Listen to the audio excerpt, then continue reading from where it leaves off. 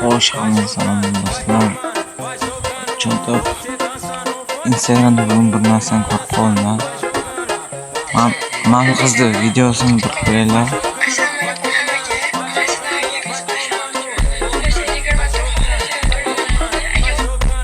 Men buni videolamoqchi emasman, просто qara qizlar aktiv. 40 minutda.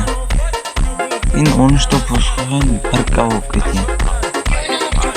Men esa hisobda kattakan 40 ta bo'ldi. Aktiv yo'q. 100 dan oshadi bu. Qizlarga faqat partashay qiladi. Qarang. 13 ta post qo'ygan. Bir kavok ketgan. Men qanday headshot bor? 9 ta post qo'ygan. Tegirlar.